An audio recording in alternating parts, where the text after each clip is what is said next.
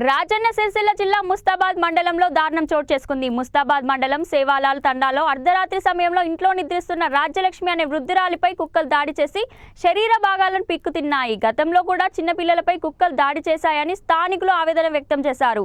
అధికారులు వెంటనే స్పందించి తగిన చర్యలు చేపట్టి కుక్కల బారి నుండి తండావాసులను కాపాడాలని కోరారు. రాజ్యలక్ష్మి మృతితో తండాలో విషాద ఛాయలు అలుముకున్నాయి.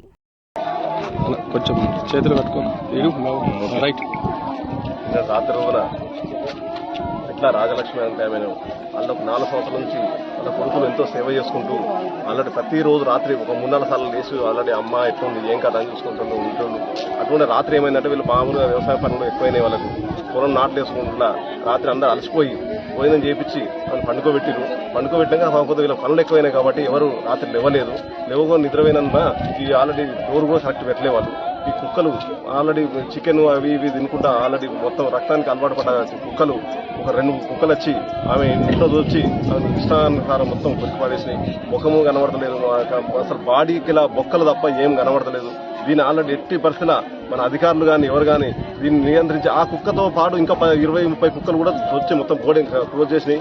ఎట్టి పరిస్థితుల ఈ కుక్కలు మొత్తం మాంసానికి అలవాటు పడ్డాయి కాబట్టి మామూలుగా మీరు చూస్తున్నారు బయట కూడా చిన్నపిల్లలు కూడా 4 సంవత్సరాలు 5 సంవత్సరాల పిల్లలను కూడా కొరికిపడేస్తున్నాయి. దీన్ని ఎట్లనే అధికారులు దృష్టి పెట్టుకుని ఇమీడియట్ కుక్కలను కంట్రోల్ చేస్తేనే ఇది జరిగిపోతే ఆగుతుంది తప్ప లేకుంటే ఇంకా మనుషులను కూడా విచక్షణ రహితంగా కలిసే పరిస్థితి ఉంది. కాబట్టి మీరందరూ అధికారులు స్పందించి ఇమీడియట్ కుక్కలను కంట్రోల్ చేయాలని నేను కోరుకుంటున్నాను.